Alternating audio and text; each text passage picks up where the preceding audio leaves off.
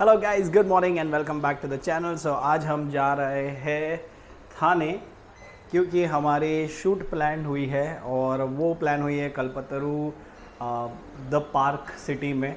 बहुत ही बढ़िया प्रोजेक्ट है। आप लोग सब लोग ने मेरे कुछ वीडियोस देखे होंगे यूट्यूब पे और इंस्टाग्राम पे, जहाँ पे आप लोगों को पता चला होगा कि मैं प्रॉपर्टी के रिलेटेड वीडियो बना रहा हूँ आजकल मेरी कंपनी के लिए। सो अब चलेंगे। आज हम ओला से ट्रैवल कर रहे हैं। We are not travelling by हम ओला से ट्रैवल कर रहे हैं, बाइक स्कूटर लेके नहीं जा रहे हैं। हमने अच्छी तरीके से जो है माइक वगैरह यूज़ किया है और ओला में से कॉल आ गया।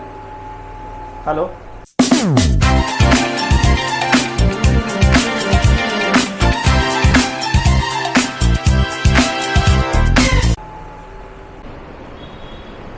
तो ये है अपनी राइड। हाँ, क्या नाम है आपका भाई? फारुश? मारूफ। हाँ, ओके।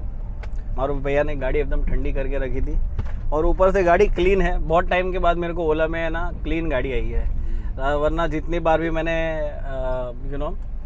बुकिंग करी है, मेरे को ऐसी कार आई है जिसमें मतलब ड्राइवर भी सही नहीं है, ना ही कार सही है, एसी सही नहीं चल रहा है। तो बहुत दिन के बाद ये ओला वाला एक्सपीरियंस आ रहा है। पैसे तो उतने ही लेते पर कार आजकल ख़राब आ रही है ओला में। सो हम निकल पड़े हैं to Thane. Let's see how exactly it goes. So guys, आप लोग के साथ मैं एक स्टोरी शेयर करना चाहता हूँ। संडे के दिन पे मैं ट्रैवल कर रहा था थाने टू घाटकोपर। तो क्या हो गया था कि हमारे एक बहुत अच्छे मित्र है टोनी, जिनकी नानी जो है वो गुजर गई। तो उनको कंडोलेंसेस देने के लिए जो है हम गए थे हम गए थे थाने। और थाने से मैं स्कूटर लेके गया था, पर मैं वापस जब आ रहा था तभी मैंने देखा कि दो लड़के थे, स्पोर्ट्स बाइक थी उनके पास। और जैसे ही हम लोग एंटर कर रहे थे, मतलब जो घाटकोपर का एंट्रेंस है उसके पहले, मतलब जो द ट्रीज़ का जो गेट है वो वाले ब्रिज पे, दोनों जन जो है इतने स्पीड में गए, मतलब मैं बोल नहीं सकता। अगर मैं 80 के स्पीड पे था तो वो लोग कम से कम जो है 120 या 150 की स्पीड होगी। मतलब बहुत ही ज़्यादा रैश ड्राइविंग भी कर रहे थे और उसके साथ साथ जो है वो लोग बहुत ज़्यादा स्पीड भी चला रहे थे। तो हुआ ये कि मैंने तभी सोचा कि यार क्या करे, मतलब मैं ऐसे ही बस अपना थॉट जान रहा था कि यार इतना फास्ट नहीं चलाना चाहिए। तो थोड़ा सा आगे चला गया मैं और मैंने देखा कि वही बंदा जो है वो पड़ा हुआ था रोड पे।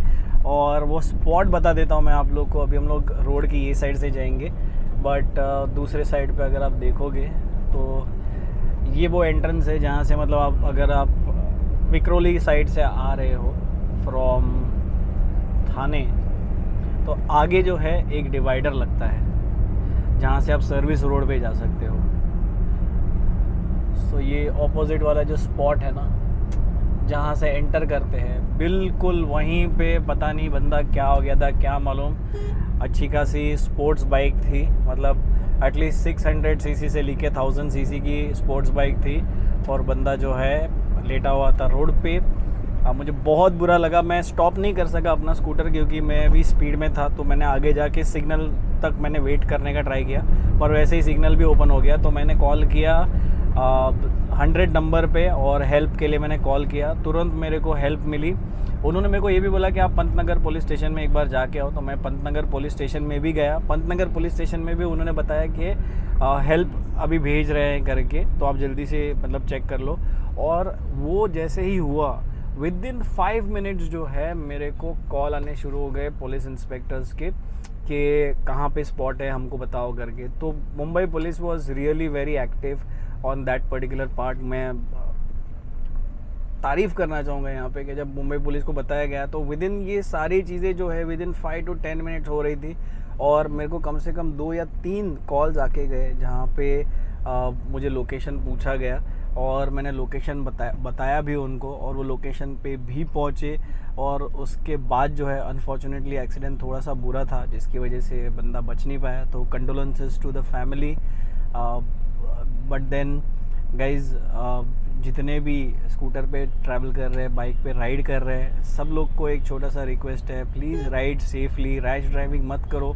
आपके पास स्पोर्ट्स बाइक है, आप 200-250 की स्पीड पे जा सकते हो, बट इंडिया के रोड्स जो है अभी तक इतने नहीं बने हैं कि हम 150-200 की स्पीड पे जा सके, और रैश ड्राइविंग तो करना ही नहीं चाहिए। तो दैट्स अ स्मॉल मैसेज। ये सारी चीज़ें हो गई। शाम को मेरे को कॉल भी आया, PSI जो थे विक्रोली स्टेशन के, उनका मेरे को कॉल भी आया, और उन्होंने मेरे को ये पूरा का पूरा बताया भी, और उन्होंने मुझे भी थैंक किया कि मैंने एज अ गुड सिविलियन मैंने बताया। तो यहाँ पे मैं एक चीज़ शेयर करना चाहता हूँ गाइज़ आप लोग के साथ, कि जैसे वो पिक्चर में दिखाते हैं या जैसे हम न्यूज़ में पढ़ते हैं कि अगर आप एक्सीडेंट के बारे में बताओगे तो आपको हैरेस करेंगे पुलिस, कि आपको आना पड़ेगा, आपने देखा है कि नहीं देखा है, आपको गवाही देनी पड़ेगी। ऐसा मेरे साथ कुछ भी नहीं हुआ। इनफैक्ट जो है PSI जो थे उन्होंने मुझे थैंक किया कि मैंने as a civilian, as a civilised person मैंने इन्फॉर्मेशन दी, और पुलिस जो है टाइम पे पहुंच गई। अनफॉर्चुनेटली एक्सीडेंट इतना ख़राब था कि हम जो है किसी को बचा नहीं पाए, बट अगर वो थोड़ा सा फेटल कम होता था एक्सीडेंट तो शायद एम्बुलेंस भी पहुंच जाती थी, और वहाँ पे जो है हेल्प भी मिल जाती थी, और बंदा भी बच सकता था।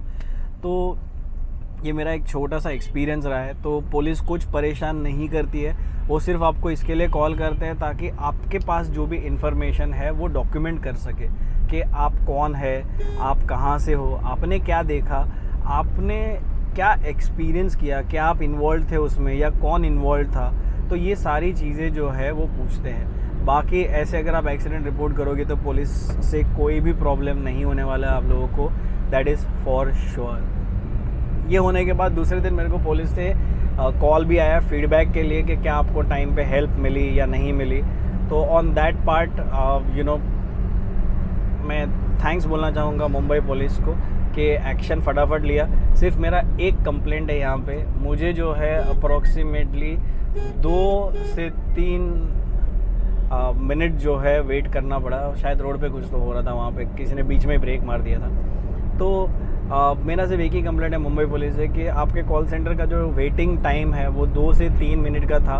अगर उतने में अगर कोई फ़ोन रख देता है तो शायद रिपोर्ट ना हो चीज़ें, और थोड़ी हेल्प फास्ट मिल सकती थी in terms of phone call answering. तो मे बी हमारे कॉल सेंटर के लोग ज़्यादा होने चाहिए पुलिस 100 नंबर की लाइन पे। So that's about it guys. तो ये था एक छोटा सा किस्सा जो मेरे साथ संडे को हुआ, जो मैं आप लोगों के साथ शेयर करना चाहता था। तो कोई भी अगर रोड पे अगर आप कोई भी इंसिडेंट देखते हो तो प्लीज़ रिपोर्ट करने के लिए डरिए मत, कुछ नहीं होता है, पुलिस सिर्फ इन्फॉर्मेशन लेती है। और यंगस्टर्स के लिए एक छोटा सा मैसेज है, please don't do rash driving whatsoever. Family members are waiting for you, everybody is waiting for you guys. तो अभी हम वेट करेंगे हमारे ट्रैवल का। अब मैं आपको रोड के सीन्स नहीं बताने वाला, जब वहाँ पे पहुँचेंगे तब द पार्क्स का जो एंट्रेंस है वो काफ़ी ग्रैंड एंट्रेंस है, वो हम लोगों को मैं बताने वाला हूँ। तो गाइस फाइनली हम लोग पहुँच गए हैं कल्पतरू पार्क सिटी। यहाँ से एंट्रेंस नहीं है, वहाँ से एंट्रेंस होगा। हम देख लेते हैं, पूछ लेते हैं, शायद से वहीं पे होगा। यहीं से अंदर जा रहे हैं लोग। ये है इसका एंट्रेंस गाइस। यहीं से एक 2 मिनट्स के डिस्टेंस पे जो है आने वाला है आपका मेट्रो स्टेशन। तो बहुत इजी होने वाला है कम्यूट। ये कुछ इस तरीके से आपको मिलता है इसका एंट्रेंस।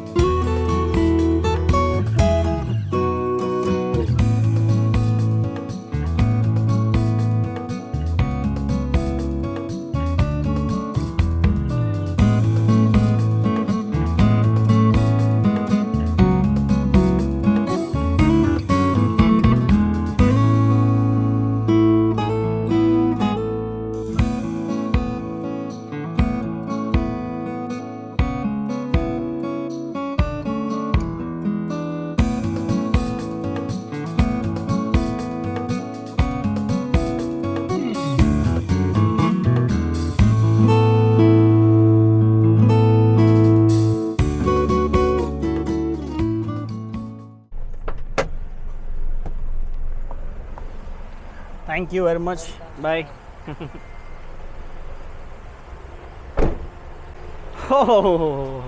और ये देखो कौन आ गया हमारे पास, हमारे कैमरामैन आ गया पूरा गेयर लेके। कैसे हो? बस एकदम बढ़िया मेरा भाई। तो काफ़ी बढ़िया हमारा मतलब टाइमिंग। यार हमको इसमें बैठ के आना चाहिए था, है ना? अभी बाहर जाएंगे ना, अभी इससे गेट पे शूट करेंगे। गेट पे शूट करेंगे तो इससे जाएंगे। क्या बोलता है सुबोध, कैसे? I'm good, कैसे हो सर? एकदम झकास। फिर आज मचाने का अपने को इधर बहुत कुछ है। मैं ना बहुत एक्साइटेड हूँ इधर का स्केल मॉडल देखने के लिए। अंदर हाँ, जब मैं छोटा बच्चा था ना तो मैंने बहुत ये करता था कि अरे अपने को ऐसा स्केल मॉडल बनाने का है करके, लेगो ब्लॉक्स खेलने हैं करके। बट देन फिर बाद में एकदम यहाँ का स्केल मॉडल एकदम भारी है करके। मैं यहाँ पे पहले आ चुका हूँ, ओके तो मैं ये प्लेस बहुत अच्छी तरीके से जानता हूँ। चलो ठीक है, अभी हम पहले परमिशन ले लेते हैं, बता देते हैं क्या कौन है हम लोग, फिर बाद में शूट करते हैं। Yes yes. सो गाइस, तो अभी हम लोग हैं कल्पतरू के सेल्स ऑफिस में। यहाँ पे ना कुछ स्केल मॉडल्स है, तो वो मैं आपको लोग को स्केल मॉडल जो है वो दिखाना चाहता हूँ। और बहुत अमेजिंग स्केल मॉडल है। जब मैं छोटा था ना तो मैं ऐसे सोचता था कि मैं ऐसे स्केल मॉडल बनाऊंगा, पर यहाँ पे जो है ना इस प्रोजेक्ट में एक स्केल मॉडल मुझे बहुत अच्छा लगा, वो है एरियल व्यू देने के लिए। तो ये देखो, ये वाला स्केल मॉडल है। ओके, तो अगर आप देखोगे ना तो ये लोग ने ये दीवार पे लगा दिया है पूरा का पूरा स्केल मॉडल। और यहाँ पे जो बिल्डिंग्स है वो है, और जो ग्रैंड सेंट्रल नमो पार्क है वो इन्होंने दिखाया हुआ है। कहाँ पे एस्टेला जो बनने वाली है वो बताया है। पूरे के पूरे रोड्स वगैरह जो है वो सारी की सारी इन्फॉर्मेशन दिखा दी है। तो नॉर्मली जब भी आप कोई भी स्केल मॉडल देखते हो ना तो आपको एरियल व्यू नहीं मिलता है, पर ये प्रोजेक्ट जो है 100 एकर्स में फैला हुआ है। इसके लिए जो है ये लोग ने एरियल मॉडल भी बनाया। मेरे को बहुत यूनिक लगा, और मैंने पहली टाइम ऐसा देखा है कहीं पे कि ऐसा स्केल मॉडल लगा हुआ है। बाकी दूसरे स्केल मॉडल्स भी है यहाँ पे, तो वो भी दिखा देता हूँ।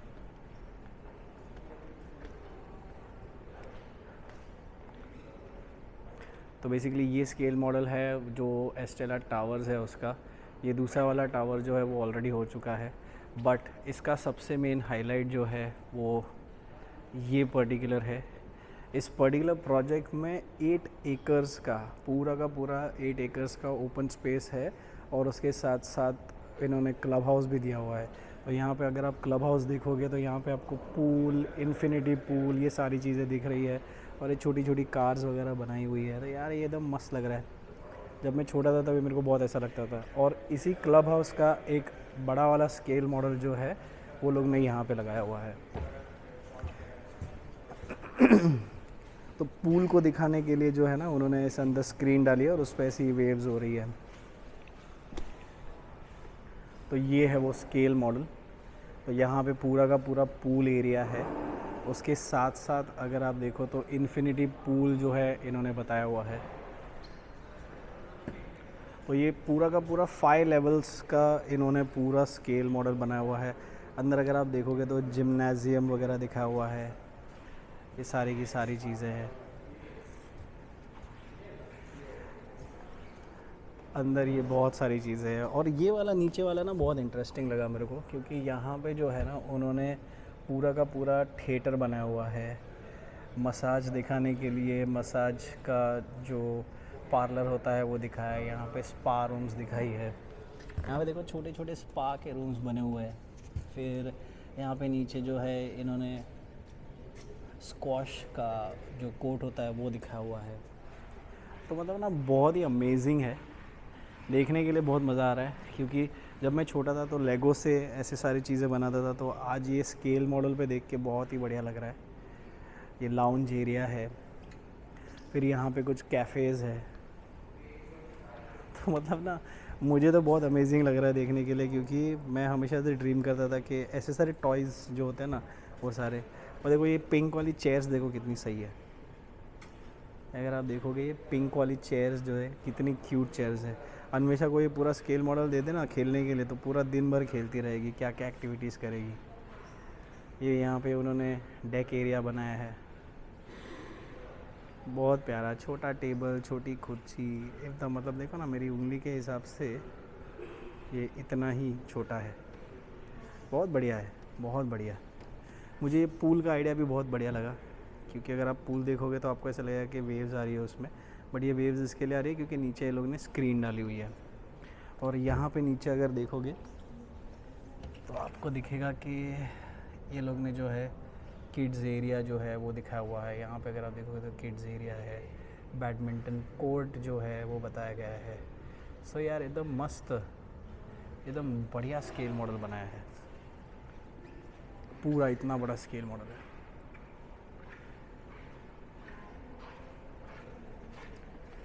ये उनके पहले के टावर्स की है, तो ये ऑलरेडी हो चुका है। और एक और यूनिक चीज़ मेरे को यहाँ पे लगी कि यहाँ पे यूनिट जो है, जो फ्लोर यूनिट होता है, उसका भी पूरा का पूरा स्केल मॉडल लगा हुआ है। तो जैसे गुड्डा गुड्डी का खेल खेलते हैं वैसे पूरा का पूरा घर बना हुआ है यहाँ पे एकदम डिट्टो। तो ये पेंट हाउस है। तो यहाँ पे अगर आप देखो तो ऊपर पेंट हाउस में क्या मिलेगा क्या नहीं मिलेगा, और फिर यहाँ पे, और फिर ये जो है 1 BHK का है। तो नॉर्मली ये सारी चीज़ें क्या होती है, ये पेपर पे दिखाते हैं। तो यहाँ पे इनोवेशन मुझे ये लगा कि यार ये जो सारी की सारी चीज़ें हैं ना, इन्होंने एक्सप्लेन करी है ऑन दी ऐसा पूरा स्केल मॉडल बना के उन्होंने एक्सप्लेन किया हुआ है। तो देखने के लिए ना एकदम मस्त लग रहा है। ये उनका जो सेटअप है, ये किचन का सेटअप है, ये बेडरूम है, ये भी बेडरूम है, यहाँ पे वॉशरूम्स है, और फिर बाद में डाइनिंग टेबल है, and then you have the living room, एक और डाइनिंग टेबल है। और ये वाला पूरा का पूरा जो है 4 BHK का प्लान है। तो बहुत मस्त लग रहा है, मतलब देखने के लिए ना एकदम ऐसा क्यूट भी लग रहा है और इनोवेटिव भी लग रहा है। और ये और एक स्केल मॉडल है, यहाँ पे थोड़ी सी रिफ्लेक्शन ज़्यादा है, but then this is how it is. बहुत बढ़िया है। तो ओवरऑल एक्सपीरियंस तो बहुत ही बढ़िया रहा। हम कोई भी गेस्ट को यहाँ पे डिस्टर्ब नहीं करने वाले हैं, तो because we are here for recording, so we are not here to disturb anybody. वहाँ पे गेस्ट है, इसके लिए हम नहीं करने वाले हैं। तो चलो अब ऑफिस जाना है और एक वीडियो रिकॉर्ड करना है। और ये सुबोध यहाँ पे चिल कर रहा है, एकदम मस्त में चिल कर रहा है। अभी हमारी पूरी पैकिंग जो है हो चुकी है, और अगर मैं टाइम की बात करूँ तो 5:30 जो है वो हमको यहीं पे बज गए हैं। तो अभी हम हमारे मैनेजर को कॉल करके पूछने वाले हैं कि भाई हम घर पे जाए, बिकॉज़ हम लोग तो पूरे ड्रेन्ड हो चुके हैं और पूरी हवा टाइट हो गई है आज। एक्चुअली वो पार्क में धूप में घूमे ना, इसकी वजह से जो है हवा टाइट हो गई। क्या बोलते हैं सुबोध? बहुत थक गए, ऐसा लगता है इधर ही अभी चद्दर इधर मंगाओ और इधर ही ऐसा सो जाओ। तो हमारी दुविधा जो है वो सुलझ गई है, हमको ऑफिस जाना ही पड़ेगा। तो चलो ऑफिस चलते हैं, वीडियो रिकॉर्ड करते हैं। सो फाइनली गाइज अब थाने ऑफिस से हम जा रहे हैं अपने घर पे, और इस बार भी जो है ओला एकदम बहुत बढ़िया ही है। सर की कैब बहुत बढ़िया है, एकदम मस्त कूलर चिलिंग करके रखा हुआ है। सो आज के दिन के लिए इतना ही। अब घर पे जाएंगे, मस्त सो जाएंगे, एंड थोड़ा सा चिल करेंगे, अन्वेषा के साथ खेलेंगे। थोड़ा सा उसका बुखार आया था तो वो चेक करेंगे। So on that note guys, thank you very much इधर तक वीडियो देखने के लिए। मैं आपको मिलूंगा नेक्स्ट वीडियो में, तब तक के लिए good bye, and as I always say, be a hero in your own story. Good bye.